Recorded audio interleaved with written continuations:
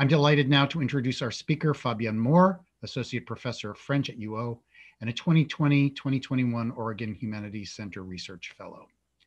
Professor Moore's wide-ranging research and teaching interests include, among other things, prose poetry, the European Enlightenment and Counter-Enlightenment, the French and Haitian revolutions, the evolution of the novel, early European Romanticism, French cultural and literary history, translation, its theory, history, and practice, graphic narratives, and the blue humanities. A prolific scholar and translator, she is the author of numerous articles and book chapters, as well as the monograph Prose Poems of the French Enlightenment, Delimiting Genre. Professor Moore's work in progress talk, part of her current book project, is titled The Formation of a Multicultural Mediterranean in Chateaubriand's and Byron's Works.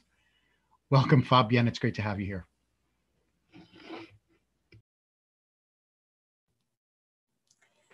Thank you, Paul, for your kind introduction. And thank you so much to the Humanities Center and the staff for this opportunity to spend just a wonderful quarter at peace, concentrating and moving forward in my research. I'm so grateful to see everybody here today on this Friday. So thank you for being here. Thank you for your presence and your support. And I look forward to your questions at the end of the talk. So I will speak for about 40 minutes. I will give a brief presentation of the book itself, and then an introduction to my chapter.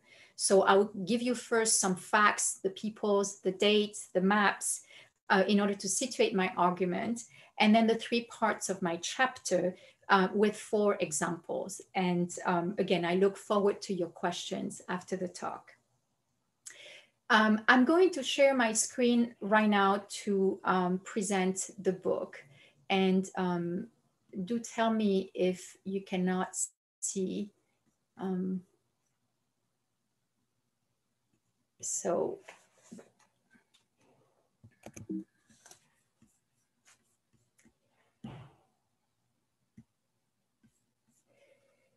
So the book is titled Chateaubriand's Lost Paradises, A Legacy in English and Hispanic Literature. In the first chapter, I integrate Chateaubriand's biography within a history and the politics of colonialism. And as surprising as that might seem, actually French scholarship has been very reluctant to do that. And I can talk about this in the Q&A. In chapter 2, Rival British Empire, this is about national languages competing in the literary and geopolitical field, and how British romantics rejected or appropriated Chateaubriand, for example, Charlotte Bronte. Chapter 3 on North America is about what happens when Chateaubriand's trope of the vanishing Amerindian meets the construction of an emerging nation. Chapter 4 is the object of my talk on multicultural Mediterranean. In chapter 5, I cover Moorish Spain, which is an ambivalent lost paradise in European imagination. And the last chapter goes to Hispanic America and the direction of independence movements in the 19th century. So Catholic South America writes back in the sense that it creatively repurposes the French author's fiction. So who is François-René de Chateaubriand? Born in 1768, who lived 80 years until 1848. He is a canonical author in the genealogy of French and also European Romanticism, with René and Atala, his most famous stories, and The Genius of Christianity, the book that made him famous overnight. He is a memorialist, the author of the Mémoires d'Outre-Tombe, weaving a personal history and French history in one of the most tumultuous moments of history in the wake of the French Revolution. His political fortune and his fame went up with the rise of Napoleon. And 5 years later, it went down after he published an article critical of imperial despotism, and that caused him to be exiled outside of Paris. In short, his relationship to Napoleon was one of admiration, resistance, and rejection. After Napoleon's fall in 1815, his political ambition rose again until he resigned out of principle. But throughout the ebb and flow of his political career, he was widely read inside and outside France. To understand how the ongoing rivalry between the French and British empires play itself out in Europe, in the Mediterranean, and in North and South America, it's helpful to turn to Chateaubriand because his writing of Lost Paradises served as a foil as well as a model.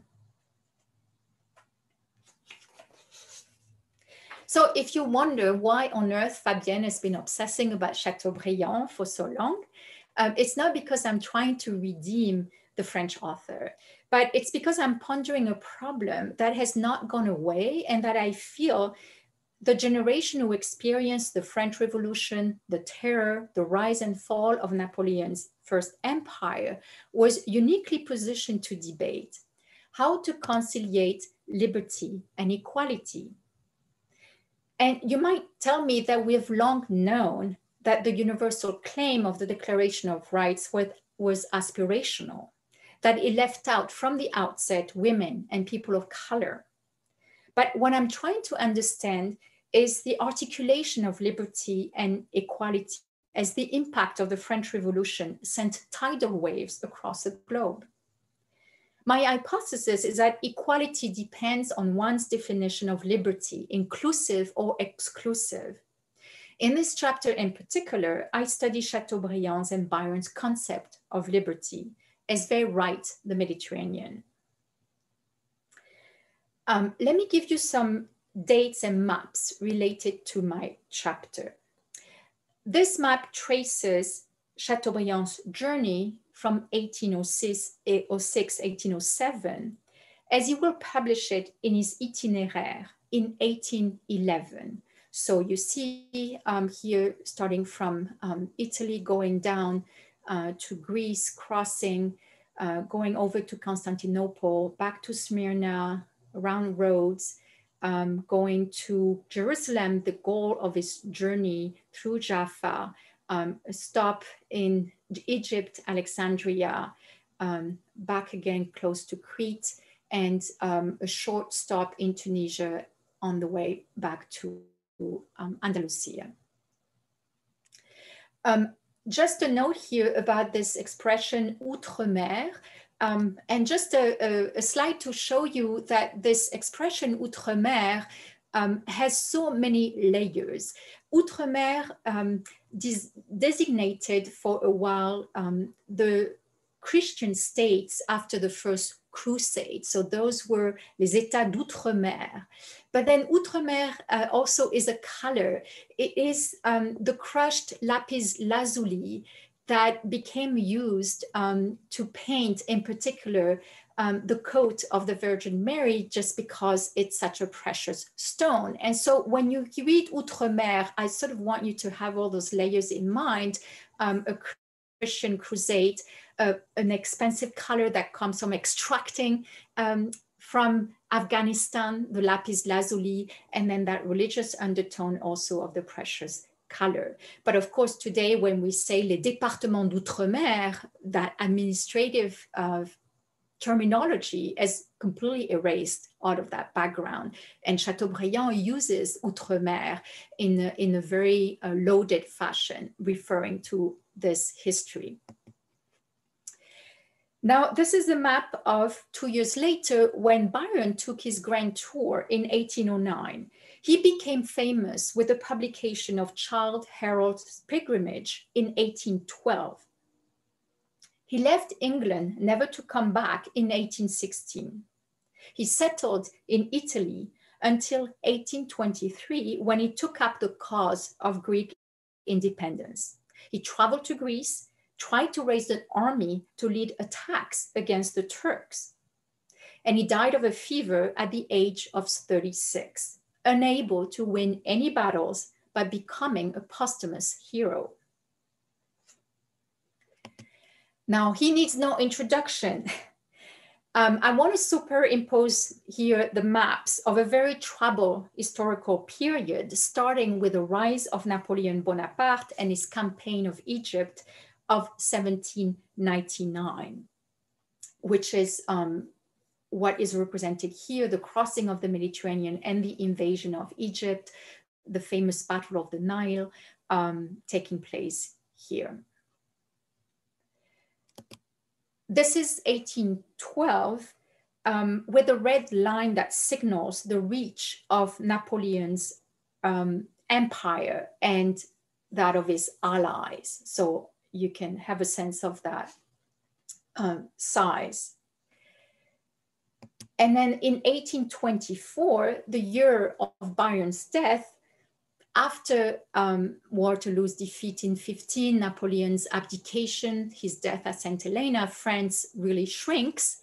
But the map and the coloring gives you a sense of the immensity of the Ottoman Empire and the Russian Empire and the Austro-Hungarian Empire. Finally, this map here is about the Crusades to bring up a third author from the 16th century, the Italian Torquato Tasso, whose epic poem, Jerusalem Delivered, narrates the First Crusade, and it is a key intertext for both writers. Let me pause now for a purely auditory experience.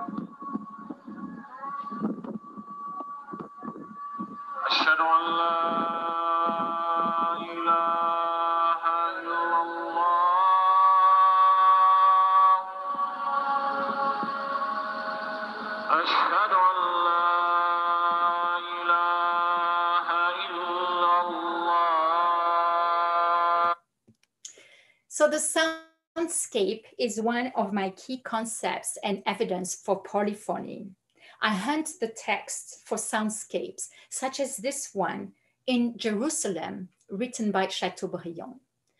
L'orgue du religieux latin, les cymbales du prêtre abyssin, la voix du caloyer grec, la prière du solitaire arménien, l'espèce de plainte du moine copte frappe tour à tour ou tout à la fois votre oreille. Vous ne savez d'où partent ces concerts. Jerusalem is an ecumenical ensemble of voices and instruments in this sentence. The description does not evoke a competition or hierarchies, but concerts, suggesting musicality and symbolically agreement or accord.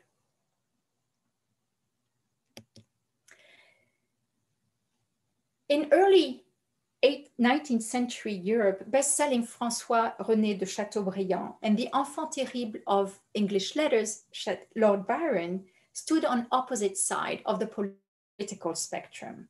Chateaubriand, an ultra-royalist, Byron, a Whig. They also belonged to the rival British and French empires. However, as aristocratic travelers imbued with a notion of liberty that is about nobility, not about equality, they could simultaneously sing a multicultural Mediterranean and wish for imperial interference. The romantic imagination of Chateaubriand and Byron flourished at the contact of a multicultural Mediterranean, a cosmos bringing together heterogeneous North and South, West and East, Judeo-Christianity and Islam, classicism and modernity. In their most unfiltered moments, in their first impressions, both authors enjoyed the unpredictable juxtaposition of cultures. They saw its vibrancy and its wealth. But when their erudition, their politics, and their paternalism screened the Mediterranean people and sites, they both experienced and narrated the Mediterranean as aristocratic liberals. By aristocratic liberal, I mean a man born of privilege, with inherited nobility, who is a passionate believer and defender of liberty. The liberty acclaimed by the aristocratic liberal is not the same as the liberty that the French Revolution inscribed as a right alongside equality. The aristocrat liberal's liberty is noble. It fits only certain people, not because they're unfit to be free, but because they're allegedly not ready and need to be fitted for liberty, namely groomed, educated, governed, morally ennobled. The aristocratic liberal is paternalistic. Women, people of color, and manual workers, while more or less beloved, are not really ready for liberty, but in need of a pater, a father. The two contemporaries were actually aware of each other's travels, politics, publications, but they never crossed paths. And rather than claims of precedence and influence, what is fascinating are the parallels between the liberal drives tied to their aristocratic understanding of liberty at the service of their respective nations. The writings of Chateaubriand and Byron spread forward in the 19th century a romantic ideal of liberty imbued with thoughts of dominance. And today's Europe has inherited this paradoxical ideology, as its authority over the Mediterranean world determines the fate of thousands of free migrants. But perhaps poetic justice has prevailed. A breed on the verge of extinction, 19th century aristocrats looked to ruins for a mirror of their fate, the feeling of decadence overwhelming their writing. To the contrary, I believe today's migration of youngsters speaks of the future in the resilience to reach and repopulate the depopulated shores of Europe. My focus on liberal imperialism is meant to fold in Edward Said's Orientalism, but contextualize it differently. The very first page of Orientalism in 78 refers to Chateaubriand and Flaubert as exemplifying Orientalist mindset, indifferent to local population and real people. Said castigates Chateaubriand as the worst prototypical Orientalist, projecting his narcissistic self onto other cultures. While I'm not contesting the fact that Chateaubriand and Byron are orientalizing the people they represent, and the fact is now obvious, I seek a political meaning directly connected to the legacy of the French Revolution and its struggle to reconcile liberty and equality. My argument is that each author tried to interpret for their respective national community of readers what it ought to mean to be free. With Chateaubriand's prose and Byron's poetry, Francophone and Anglophone readers have two frames of reading. For Chateaubriand, to be free was to wander like a pilgrim in lost paradises. For Byron, to be free was to be a rebel with a cause. I want to bring into focus what kind of Mediterranean world they created for their readers. I interpret Chateaubriand as the producer of a panoramic Mediterranean. The analogy with the newly invented and contemporary technology of the panorama illuminates its innovative prose and descriptive strategy, and also the shortcomings of this power and technique of illusion. By contrast, Byron's poetry and experience drew a battlefield Mediterranean, narrated as an epic space-time of clashes and conflicts. There is a modernity in each singular vision, as I hope my work will show, but just as the nobility connects the two authors beyond their political divergence, what connects the Mediterranean is that it is a water grave. I borrowed the phrase water grave from Valérie Loiseau's Water Graves, the Art of the Unritual in the Greater Caribbean, which calls attention to the unique character of losing life at sea and the absence of burial it entails. Byron coined the epithet uncoffined to tell of a human body sinking. The naval battles between French, British, and Spanish fleet in the Napoleonic era saw thousands dying in the Mediterranean. To foreground a water grave Mediterranean, as I'm sure you've guessed, is to speak about its 21st century predicament, the cemetery of so many migrants. What I'm hoping to write is a missing chapter in a companion to Mediterranean history. Molly Green concluded her chapter in 1798, the year of Bonaparte's Egyptian campaign. Green considered the invasion of Egypt as the beginning of the end of the relative equilibrium between European and Ottoman Empire, and also between northern and southern shores of the Mediterranean. And Green concludes, quote, a comprehensive reckoning of the Napoleonic era in the Mediterranean is yet to be undertaken. And so indeed, that early 19th century is missing. The next chapter of A Companion to Mediterranean History, but now Ben Yoada focuses on Mediterranean modernity. But the insight I take from this chapter on the 20th century is this battle between two notions of modernity, pluralistic cultural elitism or nationalism. So on the one hand, a modernity embracing cosmopolitanism, and on the other hand, the modernity of nationalizations, meaning the building of nation states. In this battle, Ben Yoyadas tells us, nationalism has, quote, the upper hand, and which is why there is a lingering nostalgia for the other kind of modernity, the one that embraces the multicultural. The fact that between this battle, nationalism has the upper hand is obvious and evident in the fight of Byron for Greek independence, or Greek nationalism, if you will, which Chateaubriand will take up after Byron's death. So this is why the question of Greek independence is so complex and so fraught, seen from the perspective of a modernity-seeking nationalism. It's a liberation. Seen from the perspective of a modernity that seeks pluralism, is it a defeat? That paternalism turns out benevolent does not erase its condescendence towards Mediterranean subalterns, non-European Turks and Arabs on the one hand, and all women on the other. Women are completely absent from Chateaubriand's travel narrative, and Byron's poetry is peppered with misogynistic jabs at what he calls the blues stockings, women with intellectual, political, and public pretension. Once again, poetic justice prevails. The sea is gendered feminine.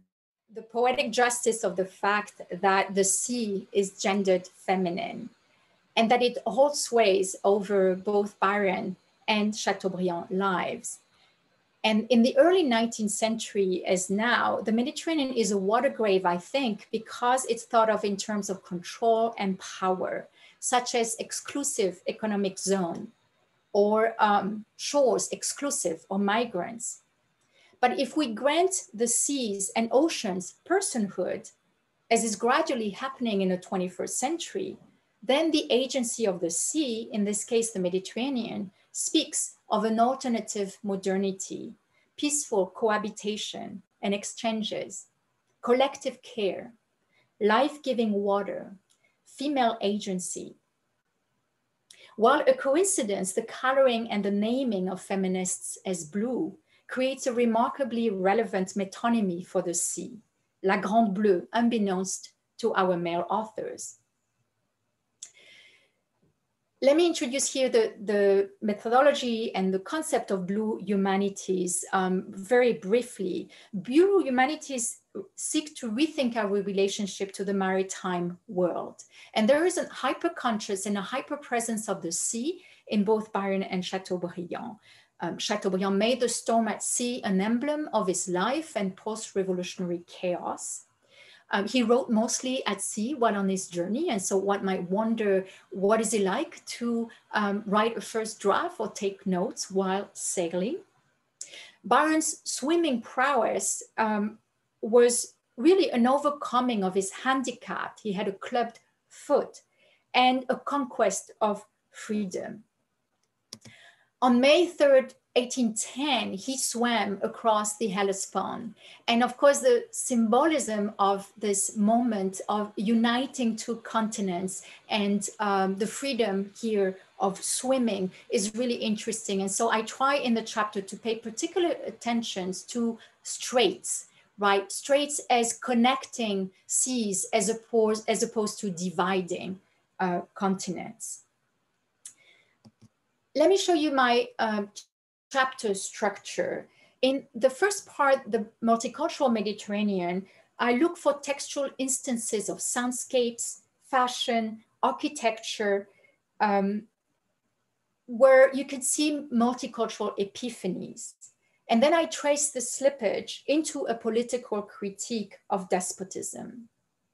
In part two, the panorama, the battlefield, and the water grave respectively are the three dominant sites I connect with the Mediterranean that is being written. I also identify the dominant filter with which each author experiences the Mediterranean: the Bible for Chateaubriand, Homer for Byron, and Tasso Jerusalem Deliver for both of them. And the third part tackles the Greek question, Byron's dream of intervention to liberate Greece, which cost him his life, and Chateaubriand's joining the cause for Greek independence after Byron's death. I would like to give you 4 cameos, that is examples of challenging readings. This is about the fustanella. It's the name of this Albanian dress. Byron's admiration of the Ottoman world is captured by his purchase of the Albanian dress in 1809, memorialized here in the portrait by Thomas Phillip. Alas, Roland Barthes never decoded the semiotics of this outfit. But let's ask what this self-fashioning means. First, the origin is Albania, a multi-ethnic nation at the fringes of empire. Second, the status it conveys is of the elite. It was only worn by wealthy Albanians. And third, Byron wore it, quote, as a sartorial response to the Ottoman Empire, end of quote. Why? Jennifer Scarce, in this really interesting article, explains that because it was Albanian, because Byron loved to wear it in Greece, it actually encoded defiance against the Ottoman Empire. And as a matter of fact, she concludes, quote, it was a flamboyant Albanian costume admired and worn by Byron that evolved into the national dress of Greece, end of quote. So where is the line here between orientalizing, cultural appropriation, and sartorial support for the cause of independence?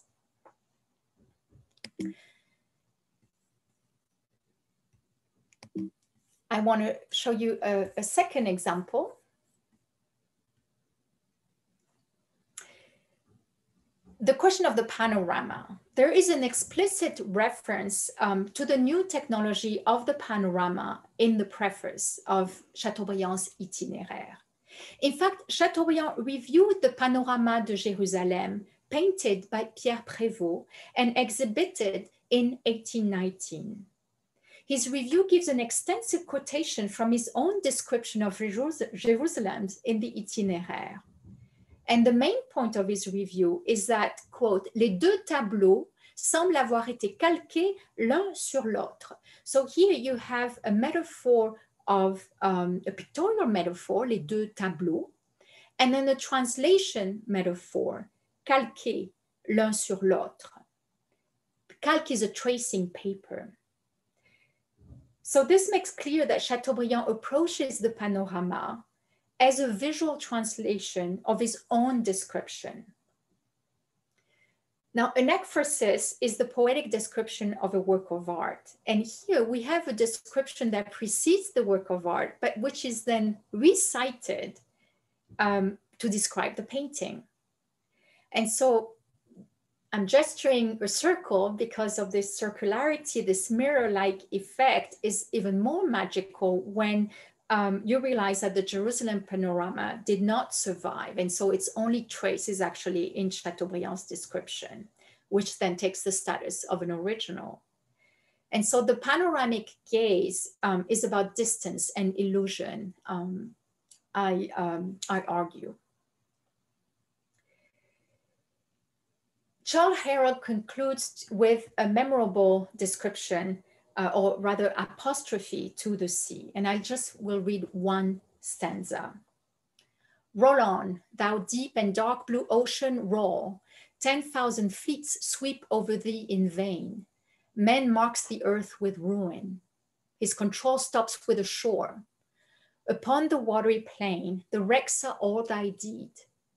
Nor doth remain a shadow of man's ravage, save his own, when for a moment, like a drop of rain, he sinks into thy depth with bubbling groan, without a grave, unknelt, uncoffined, and unknown.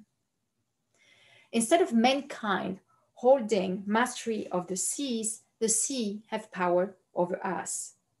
The stunning line, without a grave, unknelt, uncoffined, and unknown, rings like an epitaph to the thousands lost at sea over the centuries, deprived of a burial, a coffin, and the toll of the death knell. In the next two stanzas, the poet takes stock of man's technological hubris, his illusion of domination, and the vanity of his ships in the face of the sea's power. And I want to give you a final quote to illustrate the clash between liberalism and imperialism. Let me just remind you that Venice fell to Napoleon in 1797 and passed between France and Austria before being assigned to Austria in 1814. Thus, Venice, if no stronger claim were thine, were all thy proud historic deeds forgot, thy choral memory of the bard divine, thy love of Tasso should have cut the knot which ties thee to thy tyrants. The poet explicitly connects the memory of Tasso to Venice's resistance against despotism, her tyrants being the Austrian Empire and before that the French. But in the second half of the stanza, Byron shames all nations for the fate of Venice and singles out England in his accusation. And thy lot is shameful to the nations, most of all Albion. To thee, the ocean queen should not abandon ocean's children. In the fall of Venice, think of thine, despite thy watery wall. As ocean's queen, England has a special duty to care for ocean's children. And here, Venice, here, Greece. Byron's apostrophe to England is a call for intervention and a warning. The metaphor of the watery wall suggests that England is a vulnerable liquid fortress, a fluidity less protective than connective. So to conclude, or rather to give some food for our ruminations, the Mediterranean embodies freedom. Its waters, its ethnic, cultural, linguistic, religious diversity is its essence, its past, its present, and its future. It's only a water grave because it's been the site of control and exclusion.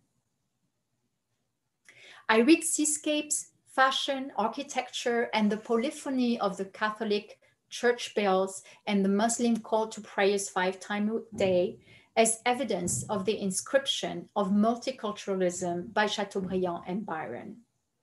In truth, it is a cacophony. You know, that moment before a concert when all instruments seek to be tuned in. Well, there is no ensemble without cacophony. Chateaubriand and Byron write the Mediterranean for their respective audiences as a plurality of cultures. Third, Chateaubriand's Mediterranean is like a panorama, giving the illusion of place. Byron's Mediterranean is a battlefield, speaking to the bloody reality of past and present warfare. The French author privileges the Bible as an intertext, the English poet Homer. Both claim the Italian Tasso and his epic of deliverance. Fourth, behind the poetics of multiculturalism, cosmopolitanism, there is the divided politics of liberal aristocracy. Their defense of liberties is aristocratic in nature, patriarchal. To liberate does not mean to emancipate, since the liberal aristocrat does not pursue equality. And fifth, in the 30 years that followed the French Revolution, the early European Romantic generation struggled to square the twin principles of liberty and equality.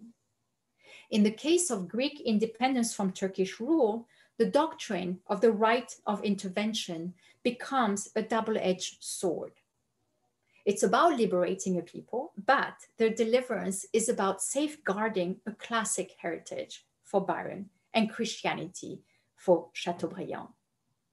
Except that the plundering of art and artifact by the British and the French do tell another story. Thank you. Thanks so much, Fabienne. It's a really fascinating topic and presentation. Could you, yes, you've already done it. You've already released the screen. Anyone who would like to ask Fabienne a question, please use the chat box now to enter it in, and I will ask the questions. A couple of questions did come through while we were waiting for you. Let's see where they are. The first was, you alluded to this briefly in passing, but Gina Herman's asking you to elaborate. Is the watery grave concept one that you might end up connecting to migrant deaths in the sea today? Yes, thank you, Gina, for that question. Of course, what's going on in the Mediterranean, all the images and all the fate of all the migrants, of course, is precisely why I want to bring it up. And that's what I was trying to do also in the talk. It speaks to today's situation as well as the past. So another question is about the materials that you've chosen to focus on, soundscapes, fashion, architecture. Would you say a little bit more about why those are the materials that you've chosen to examine? You know, I think as I go over both Byron's poetry and Chateaubriand's prose, and I try to identify those moments where their erudition is not so much a filter, but it's more about their first impressions. It turns out that those descriptions are mostly about the, for instance, architectural vision that they get as a first impression. For instance, for Chateaubriand, the minarets and the way the city of Constantinople appears. The fashion is how each author actually singles out the way people are dressed to talk about that sort of multiplicity of cultures. Chateaubriand even talks in terms of counting hats and turbans. The hats and the turbans become the sort of synecdoche of the people inhabiting all those spaces. So architecture, fashion, and the soundscape also, I think Said's, you know, when Said talks about orientalizing the other, I think there is a bit of a covering of those moments that are not visual, that are auditory. And so I think the auditory part to me is interesting when it tries to be transcribed in the prose. I think that something else happens there. It might be brief, but I think the soundscapes, and that's something that we find in Chateaubriand as well as Byron, the sort of their attention to the sounds. So the next comment comes from Gina Saki, and it's more of a comment, I think, than a question. Gina explains, this is such an exciting project, so lush and rich and promising. Gina is struck by the bright parallel between the puzzle of reconciling liberty and equality then and now, as these two notions are poles of a spectrum which divides Democrats and Republicans in the current American political landscape. Also, the role of the aristocratic liberal then and now as only fitting certain people who have been groomed, prepared for liberty. So perhaps you might reflect on Gina's comment.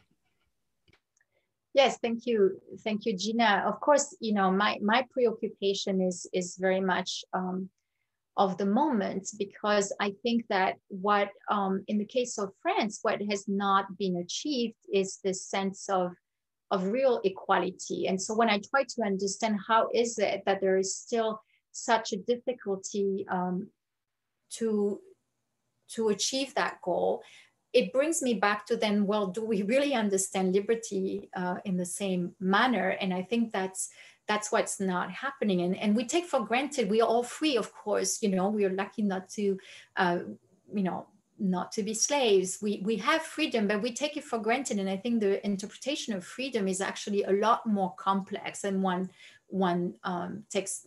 believes. And I think that determines whether or not one is able to then grant real equality or not discriminate, for instance. And that, you know, that issue is very much in a discussion also in France between the right and the left, and very much divides even the left, right? So all those issues, whether it's multiculturalism, whether it's, you know, my scholarship right now in the United States, you know, how does that get received in France is complicated, because in fact, those are not, those are rubbing a certain kind of left in the context of France, in the context of secularism, in the context of the universal. It's going another way.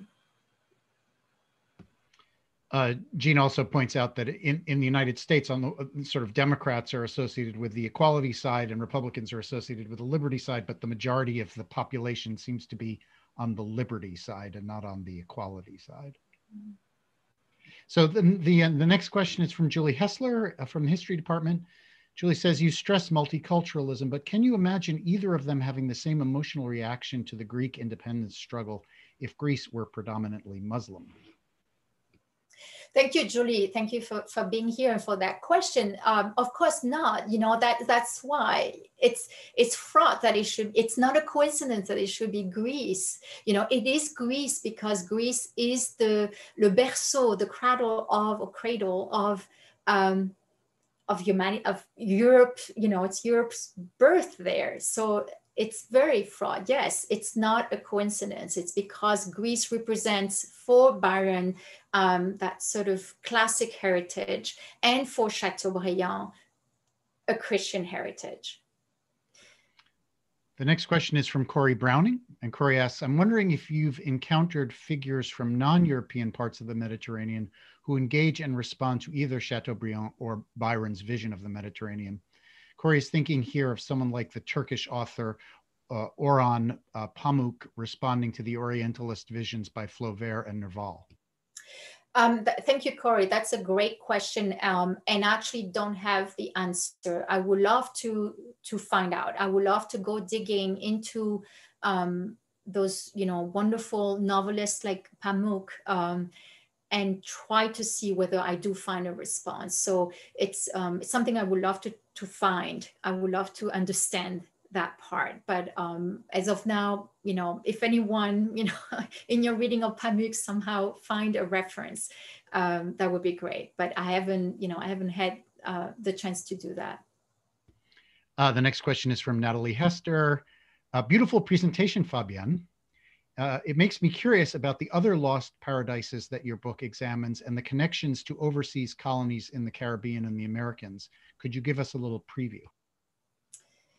Yes. So after Chateaubriand, well, the trip to North America precedes the trip to the Mediterranean. And so there, what I try to see is that when Chateaubriand arrives in North America, he is both enthralled by the wilderness, which is the word he uses, le désert, and completely troubled by what he observes as the disappearance of the Amérindians, and the disappearance and the corruption. And so the lamentation about the disappearance of the Amérindians is really what gets picked up by a lot of sort of North American authors, but in different directions. There are some, for instance, the transcendentalists, Emerson and Thoreau, actually sort of really want to put this kind of representation far away, whereas there are others. For instance, you have Fenimore Cooper and Timothy Flint, who in their own writing incorporate this trope of the vanishing Amerindian. In South America, the reception is different because I think the Catholic heritage makes it more palatable, let's say.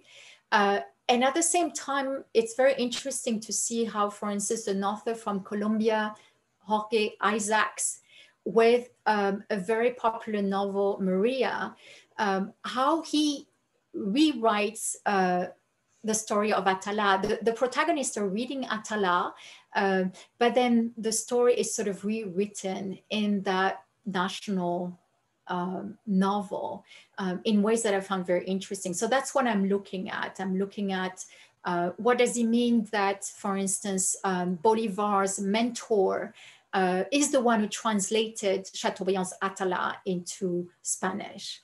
There is a very odd adaptation of Atala in South America that I'm looking at. And it goes on, sort of up until, the 20th century. Carpentier's, in his great book on the El Siglo de la Luz, has an amazing reading with, I think, like a key to decode the genius of Christianity and René. So I'm particularly intrigued by this sort of, those cross currents. So the next comment and question comes from Michael Stern. Thanks, Fabienne. What a wonderful talk. So Michael thinks about how the Mediterranean Sea has also from ancient times been a nexus for empire, and after the Renaissance, a nexus for the creation of the colonial archive itself, with Greek and Roman civilization and Judeo-Christian religious traditions dominating a notion of European modernity. So Michael's question, how does this tension between a dual movement of military expansion and cultural expansion play against the notions of aristocratic liberty forwarded by Chateaubriand and Byron? Thank you, Michael. That's a difficult question. Yes, the duality, the military, the cultural, it might be, one way to think about it is to think of the figure of Napoleon, right? So Napoleon is his nemesis in that period. So he is the military figure. Mind you, he had literary ambitions because he tried to write an epic of Corsica that very few people know about. And so, so when you read Chateaubriand's talking about Napoleon's on those locations, it's this mixture of, the French were there, and then this sort of nostalgia, this is all we lost. And so the aristocracy in the sense is more, it's not so much that Napoleon himself didn't come from aristocratic stock. It's more about wanting to restore, I think, the status of France, which is, sort of an ongoing project. France always has this sense that it's, it's been diminished, and always seek to kind of restore that. So I kind of see it there. But it's I need to think about your question, Michael. I'm not sure I'm answering it properly right now. So this may be our last question. We're coming to the end of our time, but I'll share it. It's from Ceci. She again also congratulates you. Thanks for such an insightful, fabulous presentation. Could you speak a bit more about your chapter on Chateaubriand's reception in Latin America? How are you going to approach it or structure it? And who are you going to discuss in that chapter? So again, the chapter has a part on Isaac's Maria. And there I read both what it means for the protagonist to be reading Chateaubriand's Atala.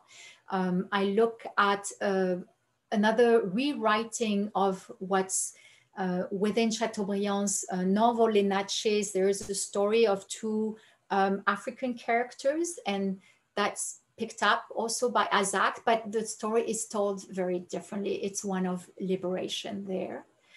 When I look at, for instance, Heredia's, there was also some really interesting, the falls of Niagara as they are described by the poetry of those early romantics is also, there's an interesting parallel there. I think that the response is one of appropriation, but really one of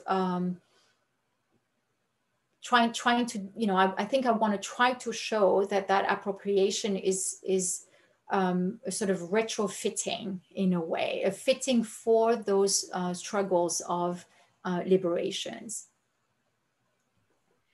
Thanks, Fabienne, for that answer. And thanks so much for this fascinating presentation and conversation. It's been a real pleasure. And I want to thank everyone who joined us for joining us. I'm sure they agree with me. It was a real pleasure as well. Thanks so much. Thank you to everyone. It's lovely to see you, and can continue this conversation when we see in person. Thank you so much. I also want to encourage you to join us a week from today. That's on February 26th at noon for our next Work in Progress talk, which is by Chris Seaman, Assistant Professor in the History of Art and Architecture, titled Art and Work in the Greek Sculpture Industry. So that's a week from today at noon. For more information about the Oregon Humanities Center and our upcoming sponsored events, or if you'd like to contribute to supporting our research and public programs, please go to ohc.uoregon.edu. Thanks, everyone. We'll see you next time.